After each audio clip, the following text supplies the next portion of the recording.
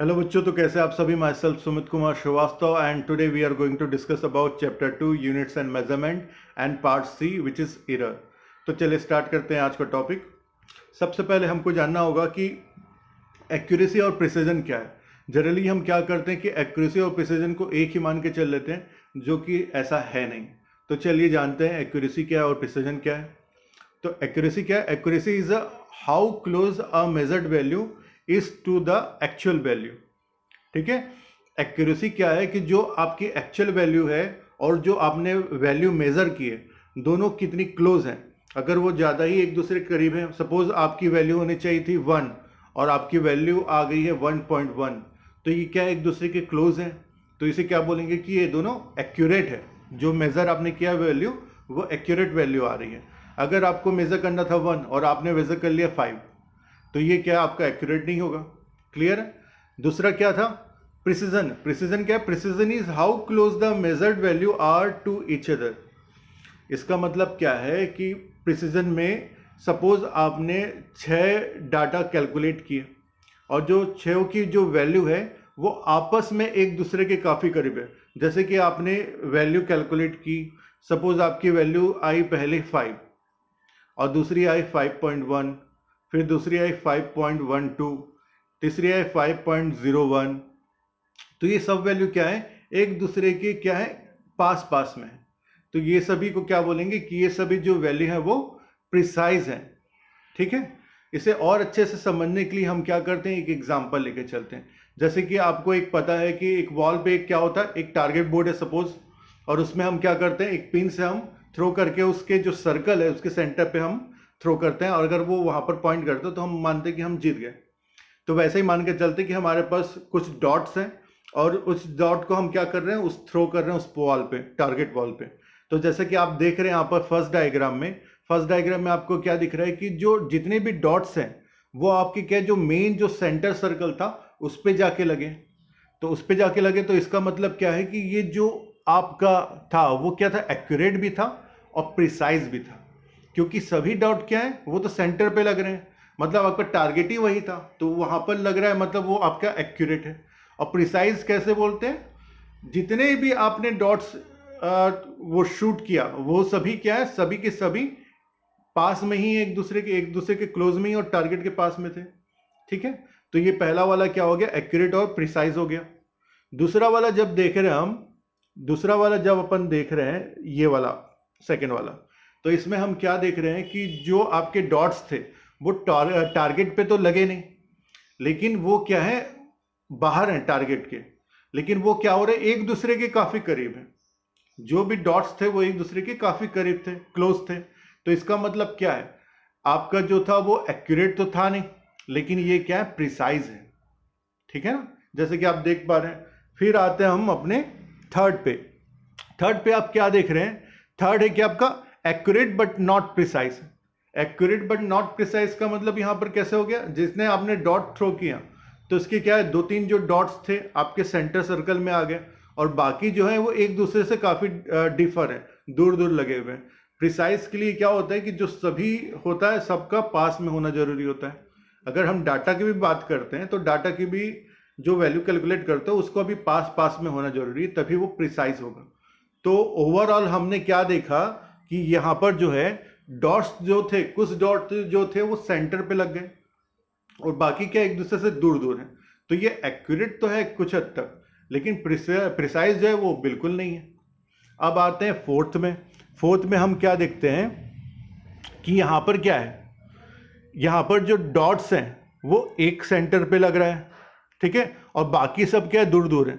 लेकिन यहाँ पर हम क्या देख रहे हैं कि डॉट तो सेंटर पे लग ही नहीं रहा है, डॉट सेंटर पे लग नहीं रहा है। तो ये क्या एक तरीके से प्रिसीजन है, प्रिसाइज है। कैसे बोल रहे हैं इसको प्रिसाइज, कि भैया इसका कोई भी चीज सेंटर पे नहीं है, सेंटर से सब कुछ दूर मान के चल रहा है। तो ये उस तरीके से हो गया।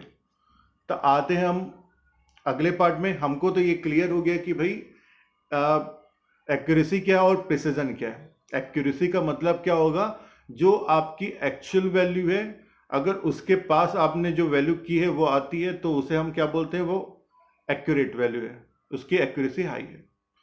प्रिसाइज वैल्यू कब बोलेंगे? प्रिसाइज वैल्यू का मतलब होता है कि जितनी भी आपने वैल्यू कैलकुलेट की वो सभी वैल्यू एक दूसरे के क्लोज हैं, तो वही क्या हो रही है, आपकी प्रिसाइज वैल्यू हो जाएगी। क्लियर है ना? अब आते हैं अगले टॉपिक में। अगला टॉपिक है हमारा एरर। एरर का मतलब क्या होता है? Uncertainty in measurement of any physical quantity is called error. मतलब मेजरमेंट में जो अनसर्टेनिटी होती है उसे ही हम एरर कहते हैं। और सिंपली अगर बोलना चाहे तो एरर क्या होगा, एक होती है, सपोज आपको कोई डाटा कैलकुलेट करना है और उसके लिए एक एक्चुअल वैल्यू होगी, ठीक है, और एक वैल्यू आपने कैलकुलेट की। तो जो आपने वैल्यू कैलकुलेट की और जो एक्चुअल वैल्यू है, इनके बीच जो डिफरेंस होगा, उसी डिफरेंस को क्या बोलते हैं हम? Error. Error in measurement is equal to true value minus measurement value. True value या actual value minus measure value. तो इन दोनों का जो डिफरेंस होता है उसे ही हम क्या कहते हैं? एरर कहते हैं। Every calculated quantity which is based on measurement measured value also has an error. मतलब जो भी वैल्यू आप मेजर करते हैं उसमें एरर होता ही होता है, ठीक है। अब बढ़ते हैं आगे। एरर जो होते हैं दो टाइप के होते हैं मेनली। एक जो सबसे पहला है वो है सिस्टमेटिक और कंट्रोलेबल एरर। तो सबसे पहले इसके बारे में देखेंगे, फिर जाएंगे हम नेक्स्ट में, ठीक है। तो जो सिस्टमेटिक और कंट्रोलेबल एरर होता है, इसमें जो एरर आता है वो आप जितने बार कैलकुलेट करें, बार बार आपको उसी काइंड ऑफ एरर मिलता है, वही एरर मिलता है। तो इसीलिए इसको बोलते हैं कि uniform effect to the result. जो इसका जो आप वैल्यू कैलकुलेट करते हो, बार बार कुछ कंडीशन ऐसी हो जाती है कि जो वैल्यू है बार बार वही आती है, उसके आसपास ही आती है। तो systematic error are error whose causes are known. इसमें हमको पता रहता है कि जिसकी वजह से ये एरर हो रहा है। दे कैन आइदर नेगेटिव और पॉजिटिव, नेगेटिव पॉजिटिव दोनों हो सकता है। Uniform effect to the result, मतलब वही है कि जब आप कैलकुलेट करते हैं हर बार आपका क्या है, बार बार वही एरर आता है।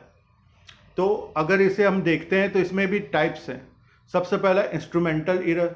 इंस्ट्रूमेंटल एरर में क्या होता है? इम्परफेक्शन डिजाइन और कैलिब्रेशन प्रॉब्लम। जो आपकी मशीन है उसमें अगर कैलिब्रेशन प्रॉब्लम है या आपका जो इंस्ट्रूमेंट का जो डिज़ाइन है वो इम्परफेक्ट है, उसकी वजह से जो एरर आएगा रीडिंग लेने में, वही क्या होता है? इंस्ट्रूमेंटल एरर में काउंट होता है। उसके बाद आता है इन्वायरमेंटल एरर। इन्वायरमेंटल एरर मतलब जब आप रीडिंग ले रहे हैं इंस्ट्रूमेंट से, तो उस समय जो सराउंडिंग होती है उसकी वजह से जो इफेक्ट होता है, उसकी वजह से जो एरर जनरेट होगा। सराउंडिंग इफेक्ट क्या हो गया? जैसा pressure, temperature, humidity, electromagnetic effect, magnetic effect, vibration, कुछ भी जो चीज़ें हैं जिसकी वजह से आपका जो रीडिंग है वो इफेक्ट कर रहा हो, वो सब किस में आता है? इन्वायरमेंटल एरर में आता है। अब इसके बाद आगे आपका लास्ट है इसका ऑब्जर्वेशनल एरर। ऑब्जर्वेशनल एरर क्या होता है? इम्प्रॉपर सेटिंग ऑफ एपरेटस और केयरलेसनेस इन टेकिंग ऑब्जर्वेशन। एक तो जो ऑब्जर्वर है जो रीडिंग ले रहा है उसकी खुद की गलती की वजह से जो एरर आ रहा है, और दूसरा क्या होता है, जो एपरेटस है जिससे हमको रीडिंग लेनी है, अगर उसे ही प्रॉपर सेट ना किया गया हो, तो ये जो ओवरऑल क्या है, ये ह्यूमन फॉल्ट की वजह से ही होता है। तो ये सब जो है वो ऑब्जर्वेशनल एरर में काउंट होता है। तो ये तो हमारा पहला पॉइंट था, उसके बारे में देख लिया। अब आते हैं इसे मिनिमाइज करने के बारे में। मिनिमाइज कैसे करोगे सिस्टमेटिक एरर को? तो सिस्टमेटिक एरर को मिनिमाइज करने के लिए या तो आप क्या कर सकते हैं, इंस्ट्रूमेंट, बेटर इंस्ट्रूमेंट सेलेक्ट कर सकते हो, उससे भी आपका एरर जो है वो मिनिमाइज हो जाएगा। इम्प्रूव मेजरिंग टेक्निक, इससे भी आपका मिनिमाइज होगा। और फॉलो प्रिकॉशंस वाइल मेजरिंग। तो ये चीज़ें हैं जिससे आप क्या करेंगे, एरर को मिनिमाइज कर सकते हैं, सिस्टमेटिक एरर को।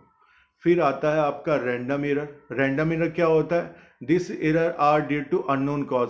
नाम ही में रैंडम है तो रैंडमली चीज़ें होती है इसमें, आप इसको क्या है, प्री डिफाइन नहीं कर सकते या आप फाइंड नहीं कर सकते कि एरर किस वजह से हो रहा है बार बार। तो this error are due to unknown cause, they occurs irregularly, they arise due to random and unpredictable reason. ठीक है, तो रैंडम एरर में आप जो है वो रीजन प्रिडिक्ट नहीं कर पाते हैं, रैंडमली ये एरर होते हैं। और इस एरर को कम करने के लिए या हटाने के लिए आप क्या कर सकते हैं, जो आपका ऑब्जर्वेशन है आप उसके क्या है, नंबर ऑफ लार्जर टाइम्स आप जो आपका ऑब्जर्वेशन है उसे लें और उसका क्या करें, आप मीन निकाल लें। मीन निकालने से क्या होगा, जो आपकी वैल्यू आएगी और जो आपकी एक्चुअल वैल्यू रहेगी उसके काफी क्लोज रहेगी। जैसे कि यहाँ पर कहा है, this error can be reduced by repeating the observation a large number of times and taking a arithmetic mean of all the observation. This mean value would be very close to most accurate value. ठीक है, तो ये था आपका random error. Random error के बाद हम आगे बढ़ते हैं, फिर आता है लीस्ट काउंट एरर। तो ये लिस्ट काउंट क्या है? लिस्ट का मतलब क्या होता है? मिनिमम होता है ना। तो जैसे कि हम स्केल में देखते हैं, सपोज ये हमारा स्केल है। अब स्केल में हमारा सपोज ये सेंटीमीटर वाली लाइन है यहाँ पर, तो यहाँ पर क्या होता है, 0 से स्टार्ट होता है, फिर क्या होता है 1 2 3 4, फिर थोड़ी लंबी लाइन होती है 5, फिर 1 2 3 4, फिर ये बड़ी लाइन होती है और ये जाके सपोज आपका 1 सेंटीमीटर हुआ। ठीक है ना। अब सपोज आपको मेजर करने बोला कि 0.5 सेंटीमीटर मेजर करो, तो इजीली आप क्या इसमें से मेजर कर पाओगे कि 1 पॉइंट 2 पॉइंट 3 पॉइंट 4 पॉइंट और यहां पर आपका 0.5 सेंटीमीटर आ जाएगा। लेकिन अगर आपको बोले कि 0.52 सेंटीमीटर मेजर करो, तो आप इसमें मेजर कर पाएंगे क्या? इजीली नहीं कर पाएंगे। ठीक है ना। तो लिस्ट काउंट एरर में क्या बोलते हैं, it is the error associated with the resolution of the instrument. तो जो जितना उसमें आप मिनिमम वैल्यू काउंट कर पाएंगे वो उतना ज्यादा एफिशिएंट होगा। ठीक है। So it can be minimize by taking several observation and then take the average. तो इसे एरर को सॉल्व करने के लिए यही तरीका है। आगे बढ़ते हैं। Representation of error. Representation of error में सबसे पहले है एब्सोल्यूट एरर। तो एब्सोल्यूट एरर क्या हो रहा है? Difference between individual measurement and true value of the quantity. जो इंडिविजुअल मेजरमेंट है और ट्रू वैल्यू के बीच जो डिफरेंस होगा वही क्या होता है? एब्सोल्यूट एरर होता है। तो आगे देखते हैं। सपोज आपने A1 A2 A3 और AN तक आपने सपोज ऑब्जर्वेशन लिया, तो आपके पास ये एक पर्टिकुलर वैल्यू आ गई, मेजर्ड वैल्यू आ गई। अब आप क्या करेंगे? इसका मीन निकालेंगे। मीन निकालेंगे तो क्या होता है, इन सब का समेशन और जितना टोटल नंबर रहता है उससे डिवाइड कर देते हैं। ठीक है। तो एब्सोल्यूट एरर आपका क्या होगा? सपोज पहला जो मेजर्ड वैल्यू था उसके लिए एब्सोल्यूट एरर क्या होगा? जो ए मीन था, ए मीन ही मतलब आपकी वो ट्रू वैल्यू है, तो ए मीन माइनस जो आपकी ऑब्जर्व वैल्यू थी उसका जो डिफरेंस होगा यही एब्सोल्यूट एरर फॉर 1 हो जाएगा। सिमिलरली ओवरऑल हमारा क्या होगा? Del A N is equal to A M minus A N. Clear है? ये हो गया हमारा एब्सोल्यूट एरर। अब एब्सोल्यूट एरर के बाद में दूसरा क्या है? Mean absolute error. Mean absolute error क्या होता है? It is the arithmetic mean of the magnitude of absolute error in all measurement of the quantity. So overall इसमें क्या है, जो आपका मीन है वो मीन किसका है? जितनी आपका जो वैल्यू आपने कैलकुलेट किया था, मेजर्ड वैल्यू थी, उन सब का अर्थमेटिक मीन, अर्थमेटिक जो वैल्यू थी उन सब का जो समेशन है डिवाइडेड बाय ओवरऑल जितनी क्वांटिटीज थी उन सब का रेशियो जो है वही आपका क्या है यहां पर? मीन एब्सोल्यूट एरर है। ठीक है। और जो आपकी वैल्यू रहेगी वो किस रेंज के बीच रहेगी? A M minus del A to A M plus del A, इनके बीच में आपकी जो वैल्यू है वो वेरी करेगी। अब बढ़ते हैं आगे। इसके बाद आता है रिलेटिव और फ्रैक्शनल एरर। रिलेटिव और फ्रैक्शनल एरर क्या है? It is the ratio of mean absolute error and mean value of the quantity measured. तो जैसा कि आप यहाँ पर फॉर्मूला देख रहे हैं, जो मीन एब्सोल्यूट एरर है और मीन वैल्यू है इनके बीच जो रेशियो होता है उसे हम क्या बोलते हैं? रिलेटिव एरर बोलते हैं। अब इसके बाद आता है आपका परसेंटेज एरर। परसेंटेज एरर क्या होता है? रिलेटिव एरर को परसेंट में लिखेंगे तो वही आपका परसेंटेज एरर हो जाता है। When relative error is expressed in percentage it is called percentage error. ठीक है। यह है आपका फॉर्मूला। आगे देखते हैं combinations of errors. Combinations of errors में सबसे पहला रूल है। रूल फर्स्ट क्या है? when two quantities are added or subtracted, the absolute error in the final result is the sum or difference of the absolute error in the individual quantity. मतलब जब भी आपका दो क्वांटिटी को जोड़ने से थर्ड क्वांटिटी मिल रही है तो उसका एब्सोल्यूट एरर कैसे निकलेगा, उसका एब्सोल्यूट निकलेगा ये पहला जो दिखा है, if the two quantities x and y added up to form another z then del z is equal to del x plus del y। तो है इनका एब्सोल्यूट एरर का भी जो सम होगा वही आपका क्या होगा, फाइनली एब्सोल्यूट एरर होगा। Similarly if two quantities x and y are subtracted to form another z then del z is equal to del x minus del y। Clear है ना, मतलब यहाँ ऐड होगा तो इनका भी एडिशन हो जाएगा और सब्सट्रैक्शन हो रहा है, सब्सट्रैक्शन से थर्ड क्वांटिटी आ रही है तो आपका एब्सोल्यूट एरर का भी सब्सट्रैक्शन होगा, उससे आपको फाइनल रिजल्ट मिलेगा। ये तो हो गया रूल फर्स्ट। रूल सेकंड क्या है हमारा, when two quantities are multiplied और divided the relative error in the result is the sum of relative error in the multiplier। तो इसे देखते हैं, del z by z is equal to del x by x plus del y by y। मतलब जब भी आपका multiplication हो रहा है या डिवीजन हो रहा है उस केस में क्या होगा, जो आपका एब्सोल्यूट एरर का फर्स्ट का और एब्सोल्यूट एरर सेकंड का दोनों का समेशन ही होगा। तो डिवाइड हो या मल्टीप्लिकेशन हो उस केस में आपका सम होता है। अब आते हैं आपका थर्ड रूल में। थर्ड रूल क्या बोलता है, the relative error in the physical quantity raise to the power k is the k times the relative error in the individual quantity. इसे समझते हैं नीचे, if z is equal to x to the power k then del z by z relative क्या होगा इसका, del z by z is equal to जो ये k था, k क्या हो गया मल्टीप्लिकेशन में आ गया, k into del x by x. ठीक है, तो ये था आपका रूल 3। अब इसे एक एग्जाम्पल से समझते हैं। सपोज यहां पर आपको क्या लिखाना है, find the relative error in g। आपको क्या लिखाना है, रिलेटिव एरर इन g निकालना है। और आपके पास यहां पर क्या है, टाइम का फॉर्मूला है, टाइम फॉर पेंडुलम का एक फॉर्मूला है, 2 pi is equal to root L by G. ठीक है, अब इसे कैलकुलेट करना है आपको रिलेटिव एरर g के लिए। तो हमको क्या पता है, suppose t is equal to क्या था, t is equal to 2 pi root L by G, ये था। हम क्या कर लेंगे, अभी इसको स्क्वायर कर लेते हैं। T square is equal to क्या हो जाएगा, 4 पाई स्क्वायर और अंदर में क्या हो जाएगा एल बाई जी। स्क्वायर किया है आपने तो रूट तो हट गया।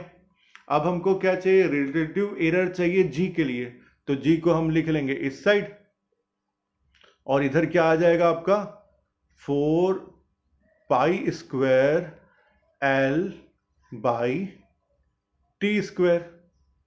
ठीक है ना, ये चीज आ गया। अब हमको क्या निकालना है, रिलेटिव एरर निकालना है। तो रिलेटिव एरर क्या हो जाएगा, del g by g is equal to 4 pi square, ये तो कांस्टेंट वाली चीज है, ये हट गई। जो यहां पर L बाई टी स्क्वायर है, अब ये क्या है, दोनों डिवाइड में हो रहा है तो इनका रिलेटिव एरर का जो सम होगा वही रिजल्ट होगा।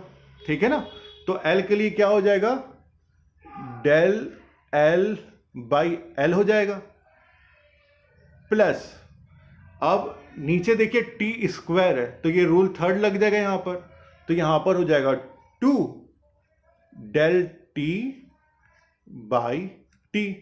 तो यही आपका क्या है, relative error for gravity, acceleration due to gravity. ठीक है ना, तो यही आपका फाइनल आंसर है, del g by g is equal to del L by L plus 2 del T by T. So I hope आपको आज का क्लास अच्छा लगा होगा, आपको चीजें समझ आई होगी। मिलते हैं अगले क्लास में, थैंक यू।